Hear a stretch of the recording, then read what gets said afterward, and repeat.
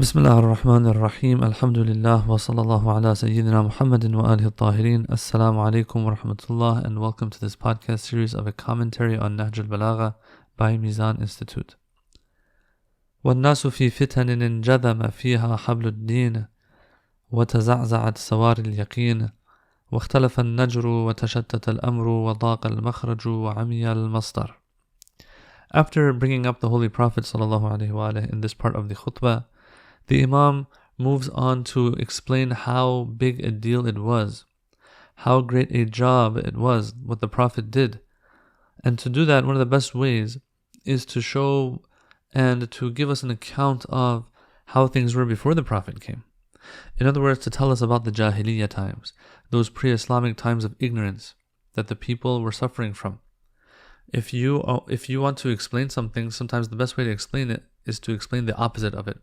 And then the people will get a good idea of what that thing actually is or how great that thing was. And so here, the Imam Ali alayhi salam does the same thing.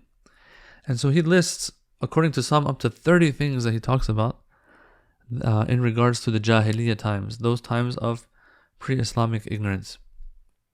He says that in that time, the people were suffering from vices. وَالنَّاسُ فِي فِتَنٍ.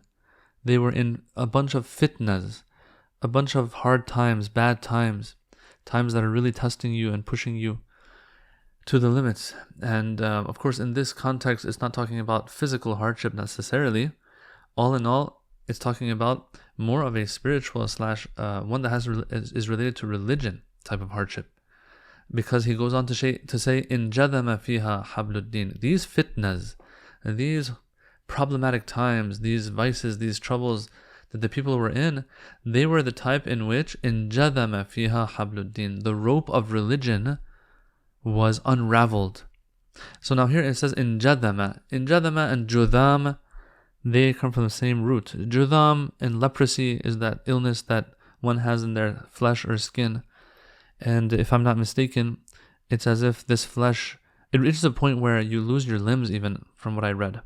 And sometimes it's as if, your flesh is just opening up and that fabric of the flesh is being destroyed. And so here also, when it says the rope of religion was in jadama, it's as if it's judami. It's as if, just like a person who has leprosy, they start losing things, or their limbs get cut off or fall off or whatever it is. Same thing with the rope of religion. It was being cut off completely. And what is interesting here, it says habluddin, the rope of religion. As we all know, religion has a lot of different aspects to it.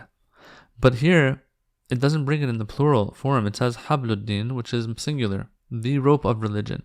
And some have explained that the reason for this being in singular form is that, look, this is speaking of religion in general, and that part of religion that has to do with our fitrah and nature, which is the tawheed of God and those basic things, those basic teachings that you will find as the underlying foundations of all religions and faiths, of course Abrahamic ones. So Prophet Ibrahim comes with the same message, Prophet Musa, Isa, Nuh, Muhammad sallallahu alaihi wasallam, they all come with the same habluddin, the same message, the same underlying message that the Imam is speaking of here. True that their shari'ahs might be different, their laws might be different, and but no one ever says that, Prophet Musa's religion had different beliefs than Prophet Isa's religion, than Prophet Muhammad sallallahu alaihi wasallam's religion. No one says that. The aqaid and beliefs are always the same. The laws might change, the practices and rituals might change, and so on. But you will never hear that Prophet Adam's God was different than Prophet Nuh's God, or Prophet Nuh's God had certain attributes that Prophet Isa's God doesn't have. No, you never have that. They all have a rope that ties these beads, so to speak, of a rosary together. It's as if these different religions are different beads of a rosary that are connected through one rope. That is that underlying aqidah and aqaid that they share. Okay, so now here, same thing. It says, look, it wasn't just that, certain aspects of religion were messed up. No, the rope of religion itself had unraveled and had been broken. وَتَزَعْزَعَتْ سَوَارِ الْيَقِينَ. The pillars of conviction and yaqeen were shaken like hard. People's faith back then was very, very shaky. to the point that people didn't have yaqeen in anything anymore, conviction in anything anymore. And we have to understand, yaqeen is a huge blessing that if we are deprived of, sometimes can lead to our lives having no meaning at all. Yaqeen has a lot of value. Even Islamically, even in our fiqh, you will find that yaqeen is very important. Yaqeen is something to cherish and to preserve. If a person, for example, has wudu, and they have yaqeen that they have wudu, they're sure that they made wudu. 2 hours later, they're like, wait a minute, did my wudu break or not? If they're not sure, that doubt is not enough to knock out the previous yaqeen that they had. And they have to continue with that yaqeen that they had until another yaqeen and conviction comes and puts the first yaqeen aside. So for example, I know I had wudu. 2 hours later, I went to the bathroom, let's say. Now I have yaqeen and certainty that I don't have wudu anymore. Okay, this yaqeen overrides the previous yaqeen. But if I am not sure if I did something that invalidates my wudu, and I have doubt that I have wudu right now, doubt cannot overcome yaqeen, and you're supposed to stick to the previous yaqeen that you had. This is a simple fiqhi matter, just illustrating for us how valuable yaqeen is. Let alone yaqeen in our aqaid and beliefs.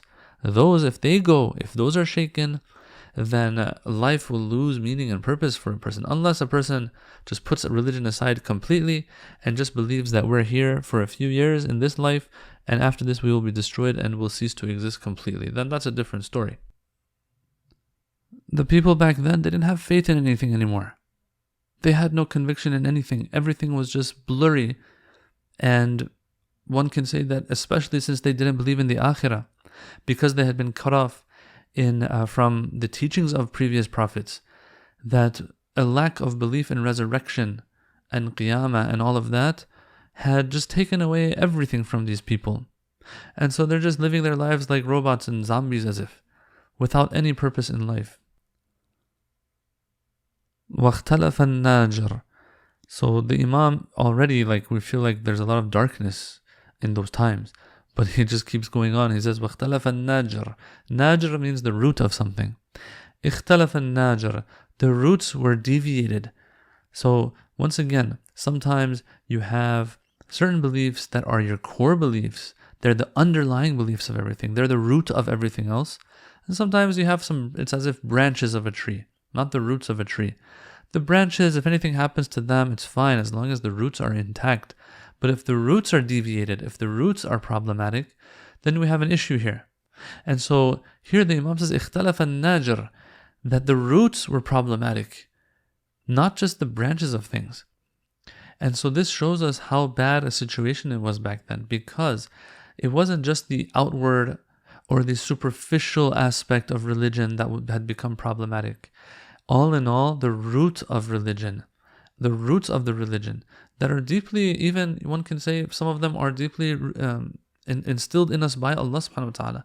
Even those had just gone wrong. They had become so problematic that the people don't know what they're doing anymore. And so one can say that this ikhtilaf al-najr here is trying to let us know that the problem was a very deep and profound one, not just a superficial one that can be resolved after a short period of time, giving it some attention. Just like how we take care of the bushes around our house. Sometimes you just want to trim the bushes. Okay, that's no big deal. Sometimes you want to get rid of those bushes, then you have to uproot them. The roots are the problem, not just the branches.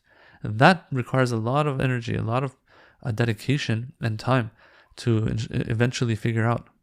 These people had reached the point where they were committing polytheism and worshipping other than Allah. That is a problem at the root, at the core. These people had reached the point where they disliked the good and liked the vices and bad and evil. Yeah, everything was mixed up. وَتَشَتَّتَ الْأَمْرِ. Everything was confused. Every aspect of life, you can say, was confused. Social matters that had to do with the culture of that time, things that had to do with the family, with economy, akhlaq, and just basic demeanor, everything which had just gone down the drain. Everything was so confused and blurry. And it's just like our times now. People are questioning things now that for thousands of years no one had any questions about. Things are being changed in a way that if a person of 20 years ago was to see, they'd be like, what is going on? Orientations the way people see themselves, the way they look at the world, it's just all over the place. So much confusion. It's saying that time also was a Jahiliyyah time, before the Prophet's time, or before Islam's time, that everything was just so confused and unclear. And so because everything was so bad and the situation was so dire, the Imam says that وَضَاقَ الْمَخْرَجْ وَعَمْيَ الْمَصْدَرِ, that the makhraj, the way out of things, was just too tight. Sometimes you want to get out of somewhere, it's just too narrow for you to get out. You see the light, you want to get out, but you can't. These people, the opening through which they're supposed to go and get out of here, out of this bala that they're in, is so tight that they can't get out. ضاق المخرج. Sometimes you know the way out, but it's too tight for you to get out. Sometimes no, you don't even know where to go. It's not even about I know that I have to go through this door, but this door is too tight for me. No, it's about which door am I going? What's going to get me out of here? Which door is going to get me out? It's like 40 doors. Which one am I supposed to take?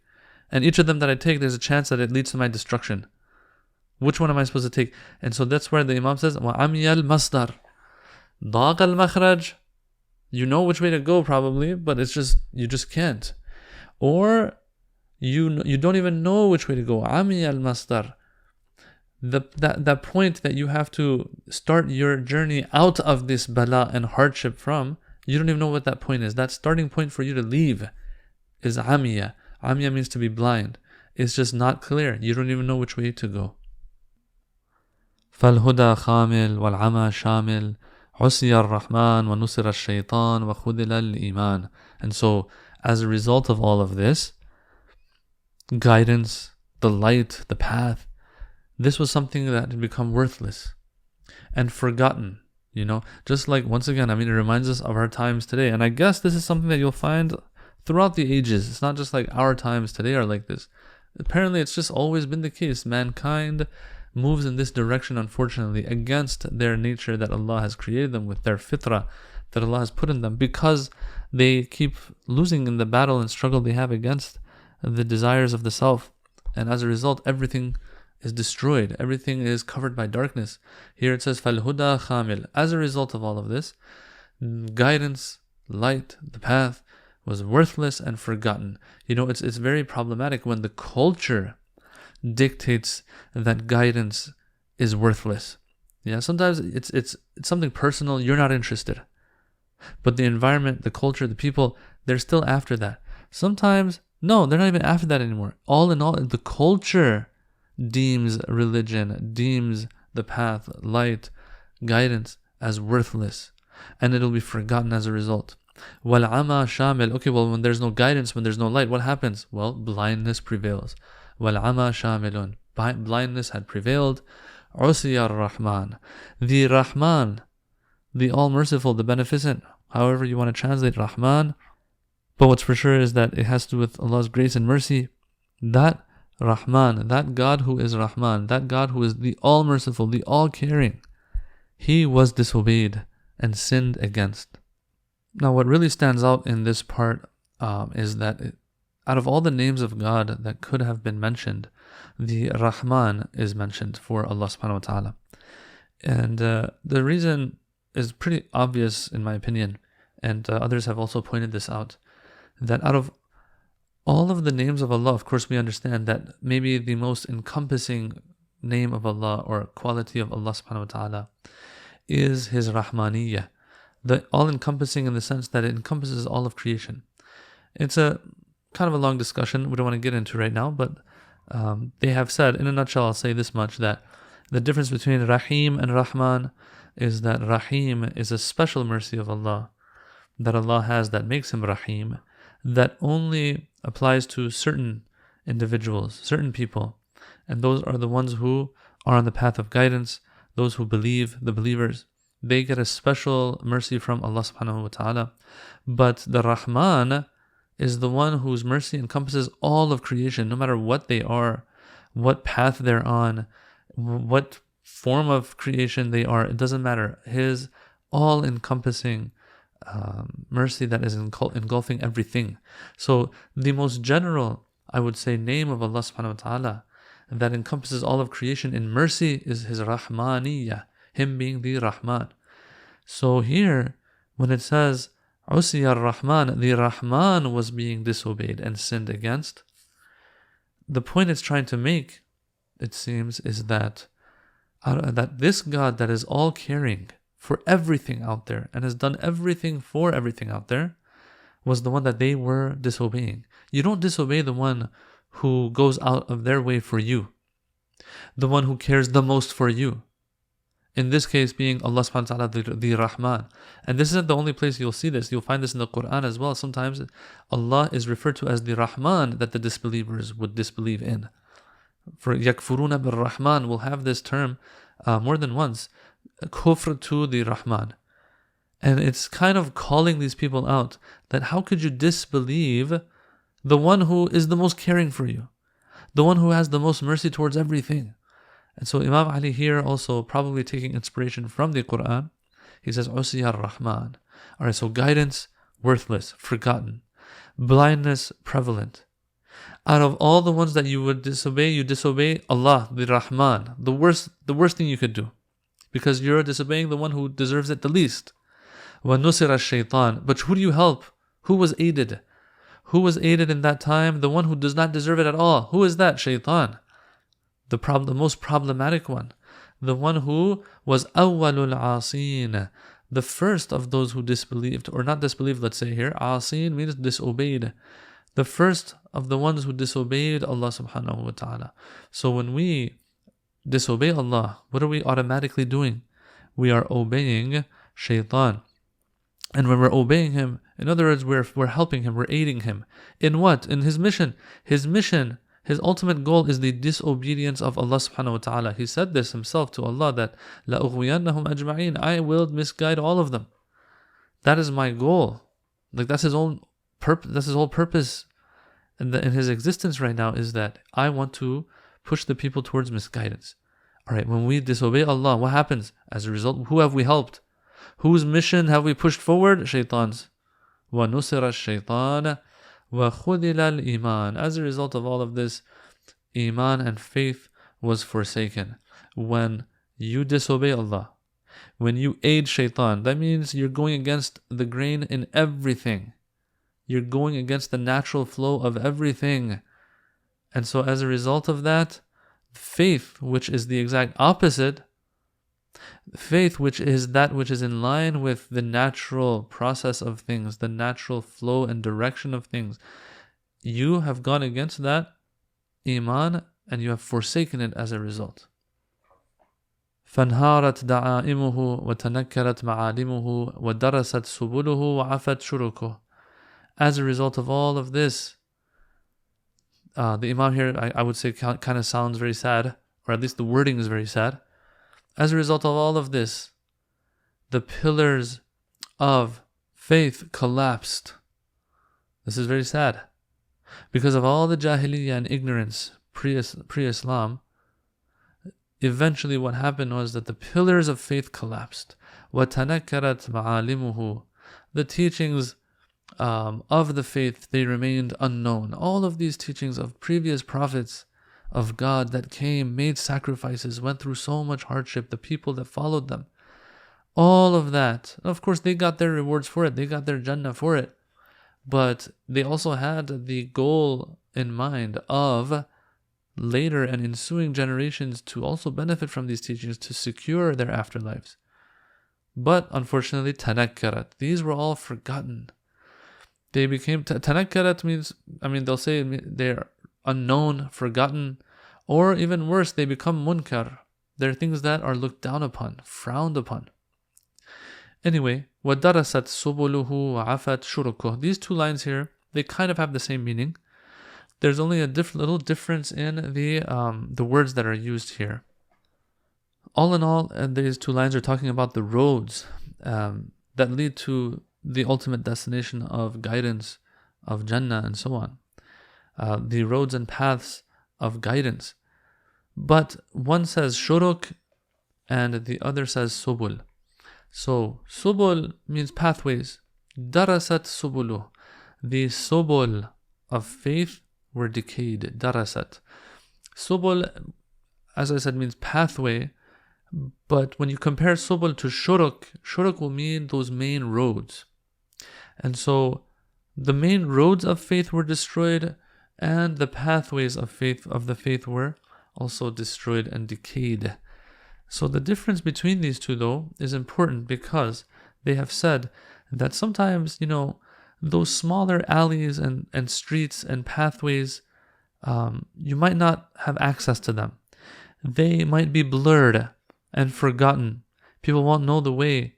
But at the end of the day, if the main roads of a region are intact, people can still make their way around. People can still eventually find their destination. Think about it. There are like 3 or 4 highways where you live. These highways go and they different roads break off from them. And then these roads become little streets and neighborhoods and all of that. Okay, well, if you have a good idea of where you are based on the main roads and highways, you might be able to find the house that you're trying to go to. Yeah, you might spend a little more time to find it because if you don't have the street number, the street name and all of that, but all in all, if you know what the house kind of looks like, you might be able to find your way back to the place you're trying to go. But if the main roads and highways aren't even there anymore, then you have no idea where you're going. And so here it's saying, and it's echoing what was said previously in the beginning of this part of the sermon that we discussed in this session. But here it's saying that not only were these pathways, these streets and alleys decayed that lead you to the destination of faith and akhirah and hereafter, but even the main roads were destroyed. That means it's total misguidance. And that is very scary. And so in the beginning also, the Imam kept pointing out that this was not just a superficial problem that we had with the religion. It was a deep one. It had to do with the roots. It had to do with the foundations. There was no yaqeen anymore. Things like that. Yaqeen and the pillars of yaqeen were shaken. Here, he's kind of repeating that in another way. He's saying that the main roads were all destroyed. Forget about those little pathways and streets and alleys. أطاعوا الشيطان فسلكوا مسالكه ووردوا مناهله بهم صارت أعلامه وقام لواؤه.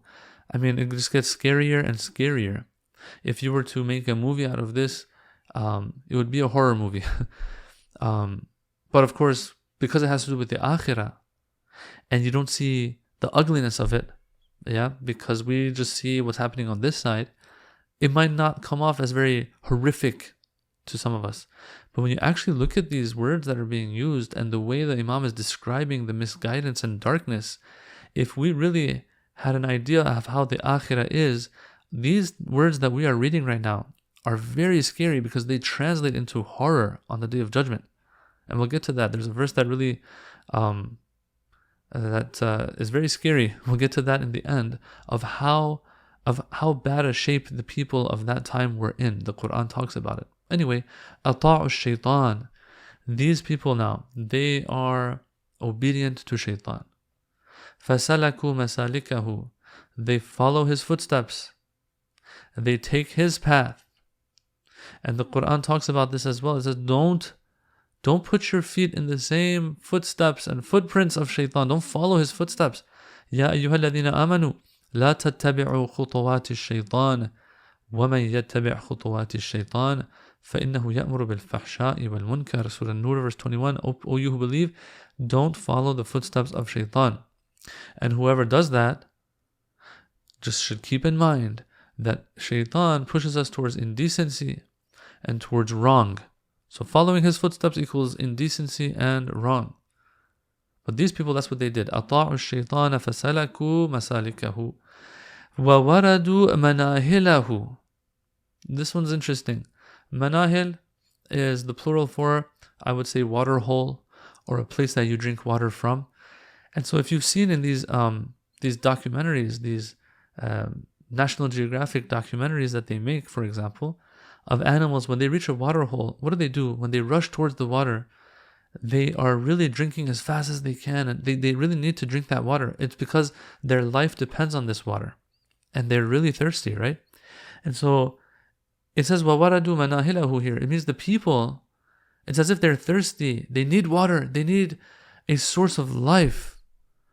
And so they make it to a water hole. But this water hole, whose water hole is it? It's the water hole of shaitan. And so instead of drinking a pure water that gives you life, they are rushing to drink from this poisonous water, this toxic water, that is just going to destroy them more. Why? Because they followed the shaitan's footsteps. Do you think shaitan is going to move towards good or towards poison? Of course towards poison. So when you follow his footsteps, you end up reaching a water hole that is not just pure water. What is it? It is toxic and poisonous. بِهِمْ صَارَتْ أَعْلَامُهُ وَقَامَ لِوَاؤُهُ. And through these people who obeyed shaitan and eventually went to that water hole, and they got whatever they got from that source, بِهِمْ صَارَتْ أَعْلَامُهُ. His flags and standards were raised by these people, the standards of shaitan. His flag stood up tall because of these people.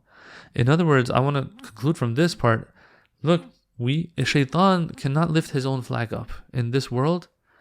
He can only try to get others to do it for him. Some will fail their tests and will become one of his awliya, one of his lovers and followers, and they're the ones who raise his flag, or else his flag is always going to be on the ground. People could care less about it. But when others lift it up, that's when he has an army. And the Quran does point this out. Surah An'am verse 121, it says, وَإِنَّ الشَّيَاطِينَ لَيُوحُونَ إِلَىٰ أَوْلِيَائِهِمْ. That look, the shayateen, the devils, these problematic shayateen, what they do is they reveal to their awliya, to those people who are their walis, who are their friends.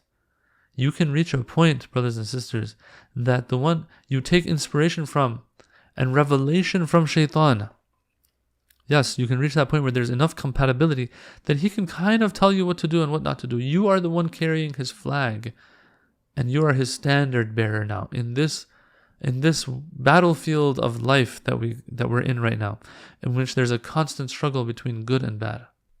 So this is how bad the situation is. This is a huge fitna that the people are in pre-Islamic Jahiliyyah times. في فتن داستهم بأخفافها ووطئتهم بأظلافها وقامت على سنابكها. The people, because of all of the above now, because of the situation that they're in, the troublesome times that they're in, they failed all of their tests, and they allowed these times that they were in, these vices that they were in, to get the best of them and destroy them. And so here the Imam, he likens those times to different animals like camels, like horses and cows and cattle, under which a person is trampled and crushed. And so it says that these people were trampled by the feet of these fitnas, the akhfaf. And akhfaf is the plural of khuf, which they say is the feet of the camel. Or so the camel is very strong, and if you fall under its feet, it'll crush you, it'll trample you. And so it says that these people were trampled by its feet, the feet of this camel of fitna of the times they were in. وَوَطِئَتْهُمْ بِأَدْلَافِهَا. It's as if they were crushed under the hooves of and treaded over by the hooves of cattle. And we've all seen probably here or there little clips of people who practice the usually unacceptable practice of bullfighting. And so sometimes they get in trouble, they fall under that bull. The bull smashes them to smithereens, if it can, under its hooves.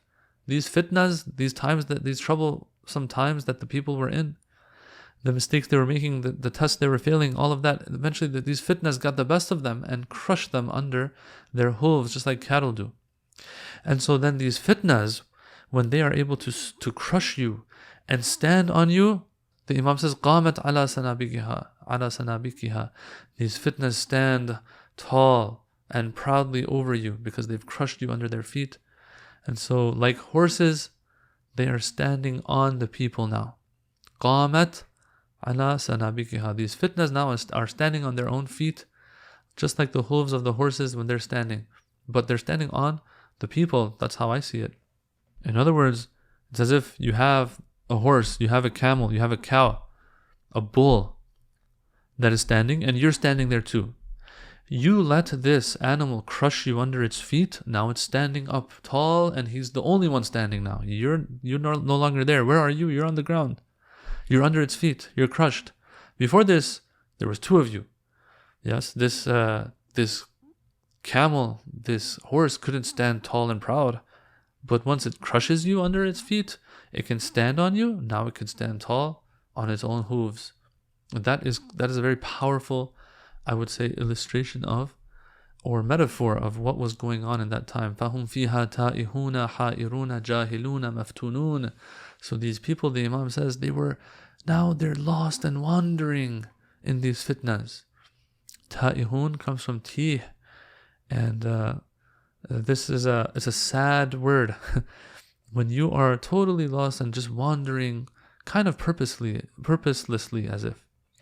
Ha'irun comes from hayra, which is bewilderment.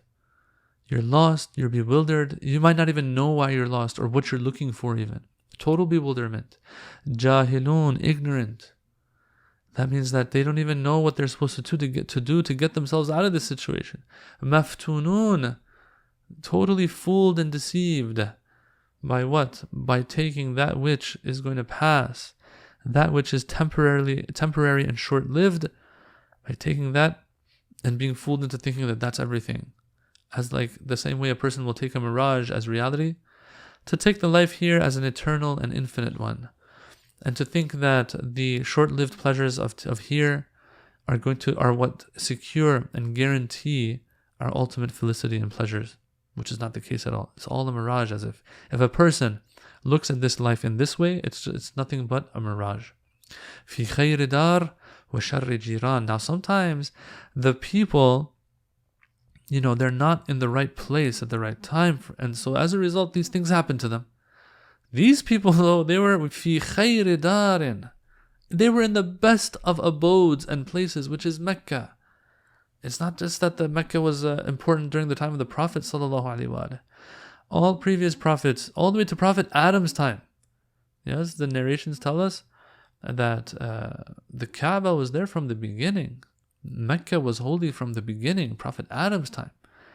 And how it was during the flood of Nuh, the Kaaba was either damaged or destroyed, and then later prophets came like Ibrahim, and they rebuilt the Kaaba.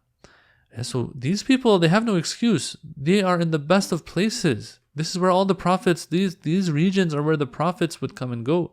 في خير دار, but وشر جيران, the worst of inhabitants and neighbors.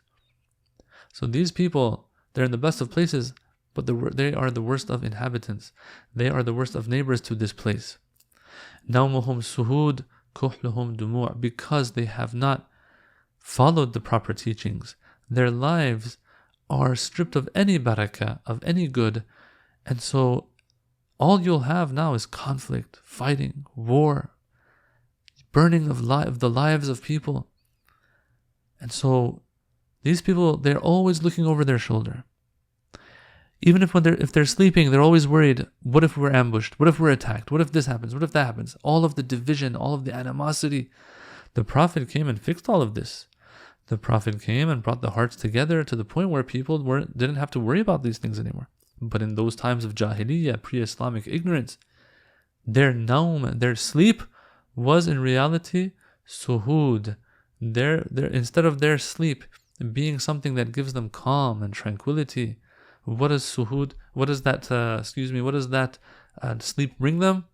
It brings them lack of sleep, lack of calm and tranquility. وَكُحْلُهُمْ دُمُوع. Kuhl is that traditional eyeliner, whatever it is that they put in their eyes as a zina, as a beautification of the eyes, right?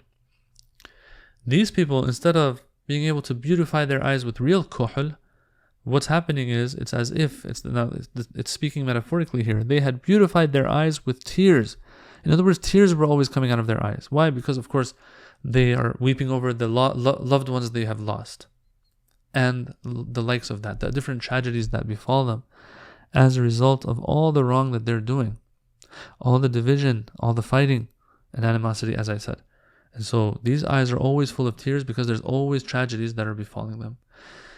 بِأَرْضٍ, and this is the last part here that we have. And I would say that in our times today, we kind of are getting a feel of this as well. بِأَرْضٍ, in a place where عَالِمُهَا مُلْجَمْ وَجَاهِلُهَا مُكْرَمْ. I mean, when I read this, it straight up reminds me of, times that we're in right now. And as I said before, it's probably all the time, but we're just noticing it now, I guess, because there's more social media out there, because people have more of a platform, an opportunity to talk without any accountability whatsoever. So it's saying that these people were in a place where, and this is the prevalent culture that they're in, بِأَرْضٍ, it says here بِأَرْضٍ, in a place, a region, a land that is such. I would say that here land might even just mean a culture, okay, that is prevalent in a land.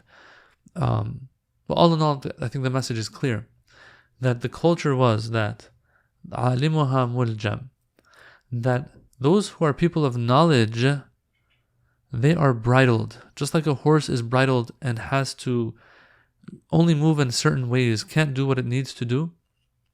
When you attach the reins to the bridle of a horse, you can control it, and it is restricted. It can't do anything it wants anymore, what it needs to do. The ulama and the knowledgeable ones, they were bridled. They can't talk. They have to keep their mouths shut. They're restricted. They can't do what they need to do for the people. وَجَاهِلُهَا مُكْرَمْ, a place where the alims are bridled, and the jahils and the ignorant ones are the ones who are honored, looked up to. They're the role models.